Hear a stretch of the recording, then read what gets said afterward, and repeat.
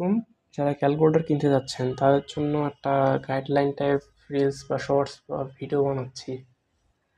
যারা বর্তমানে ক্লাস 9-এ উঠছেন, সায়েন্সে আছেন, যে কোনো একটা ক্যালকুলেটর নিতে চাচ্ছেন, কোনটা নেবেন এটা কারো কাছে শুনে যাচ্ছেন। কেউ বলে ইএক্স, কেউ বলে ইএস প্লাস, কেউ বলে সিডাব্লিউ। আমি আমার অনেস্ট রিভিউ থেকে বলতে পারি, যেহেতু আমি দুইটা ক্যালকুলেটর অনেক দিন ধরে ব্যবহার করতেছি।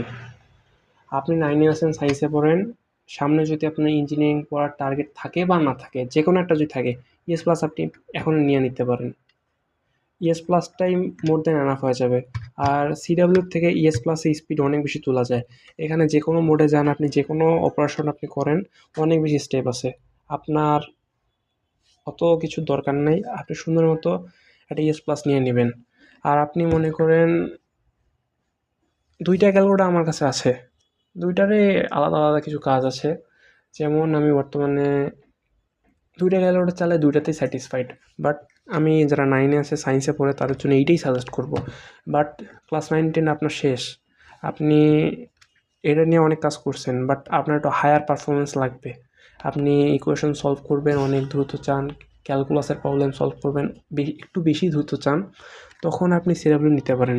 যদি আপনার টার্গেট একমাত্র আপনার টার্গেট হয় ইঞ্জিনিয়ারিং, তখন আপনার যদি ভার্সিটি বা মেডিকেল টার্গেট হয়, তখন সিডাব্লিউ নেওয়ার দরকার নেই, শুধু আপনার ইএস প্লাস দিয়ে চলে যাবে।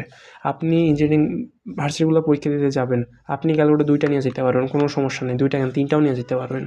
আপনি শুরুতে এটাই নেন, পরবর্তীতে আপনি এটা নিতে পারেন। যদি আপনার মেডিকেল টার্গেট বা ভার্সিটি টার্গেট থাকে, শুধু এটাই এনাফ, ইএস প্লাস শুধুই এনাফ। সিডাব্লিউ আপনার এক্সট্রা প্রায় 2400 বা 2500 টাকা করে খরচ করে কেনার দরকার নেই। ইএস প্লাসটাই নেবেন, অরিজিনাল 2000 টাকার নিচেই পাওয়ার কথা। ধন্যবাদ।